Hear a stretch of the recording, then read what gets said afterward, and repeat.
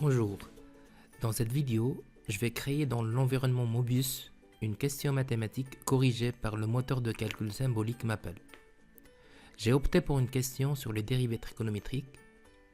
L'intérêt pédagogique de la question est d'offrir à l'apprenant, l'étudiant ou l'élève la possibilité de répondre quelles que soient les formules utilisées. La plateforme acceptera toutes les formes équivalentes.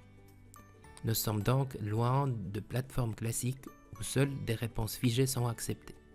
On se connecte à Mobius, donc voilà l'interface classique, gestionnaire de classe, gestionnaire du système, administrateur du système. On a déjà des classes créées. On va vers la classe test 1. C'est toujours la même chose. On va essayer de voir le répertoire de contenu. C'est là où on va créer des questions, des travaux, des évaluations, plusieurs possibilités. Donc on voit bien des leçons, des travaux, des questions, etc. etc.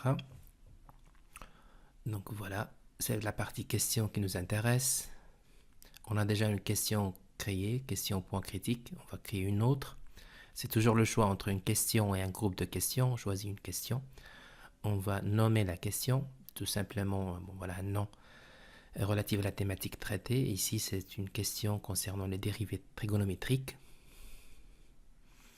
Alors voilà l'interface, le texte de la question. On va tout simplement rédiger notre question, calculer la dérivée de la fonction. On a une interface éditeur d'équations qui nous permet quand même de gérer le texte mathématique d'une manière confortable. f de x égale 2 sinus de x plus cosinus de 2x. On voit bien les possibilités d'encodage. On a vraiment une interface complète qui nous permet quand même d'écrire facilement toutes sortes d'écritures mathématiques, matrices, vecteurs, dérivées, limites, etc. avec toute une panoplie de symboles, de logique, équivalence, application, etc.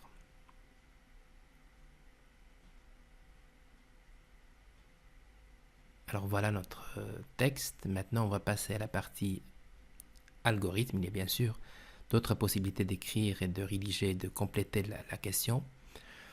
Alors, la fonction f, qui est 2 sinus de x plus cosinus de 2x, avec une syntaxe Maple, bien évidemment, puisque c'est le moteur de calcul qui va faire le calcul. Et là, on a la dérivée de f de x. On va créer une zone de réponse et on va opter pour une question corrigée par Maple. Alors, on voit bien qu'on a une panoplie de possibilités. On va opter pour correction par Maple.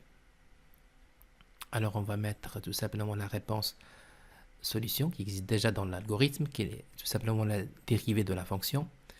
Et on va ajouter au texte déjà existant une commande de simplification qui permet quand même de reconnaître toute forme équivalente de réponse, surtout quand on est avec des écritures trigonométriques qui acceptent vraiment plusieurs réponses possibles. Alors voilà, syntaxe Maple. On va tout simplement imposer l'interface d'écriture symbolique à l'étudiant. Voilà, on est prêt. L'algorithme. On peut rafraîchir pour voir un peu comment ça se passe. On voit bien la fonction f et la solution qui est tout simplement sa dérivée. 2 cos de x moins 2 sinus de 2x. On va enregistrer la question et on va vers la partie révisualisation, c'est-à-dire l'interface que va voir l'étudiant. Alors voilà, calculer la dérivée de la fonction f définie par f de x égale 2 sinus de x. La note, c'est simplement pour voir un peu la référence réponse. Donc la réponse correcte, c'est 2 cos de x moins sinus de 2x. Alors, voilà un étudiant qui va encoder tout simplement la première réponse intuitive. Est-ce qu'il a réussi la question? Oui, c'est le code en couleur verte. On voit bien une réponse. Alors là, c'est une série de formules trigonométriques, donc les formules de duplication, formules de l'arc moitié, qui nous permettent quand même d'opter pour d'autres réponses équivalentes. Voilà une autre, toujours acceptée, donc considérée correcte, une autre considérée correcte, une autre réponse équivalente avec la formule de l'arc moitié, de duplication, pardon. Donc ça sera 2 cos carré moins 2 sin carré moins 2 sinus de x, il sera considéré juste. Donc voilà, on voit bien qu'il y a vraiment toute une série de possibilités, c'est toujours la même chose. Donc voilà, une autre arc-moitié, c'est la même chose. Une autre arc-moitié avec sinus de 2x, elle est considérée comme étant une bonne réponse. Voilà une question qui accepte vraiment toute une série de réponses parce qu'en fait, il y a un moteur de calcul symbolique derrière. C'est une valeur ajoutée qui est quand même intéressante. Voilà, quand on a fini, on peut faire du travail collaboratif. Par exemple, on voit notre question dérivée trigonométrique.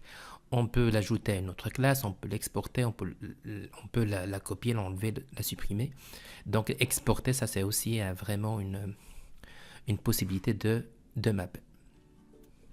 Voilà pour cette capsule.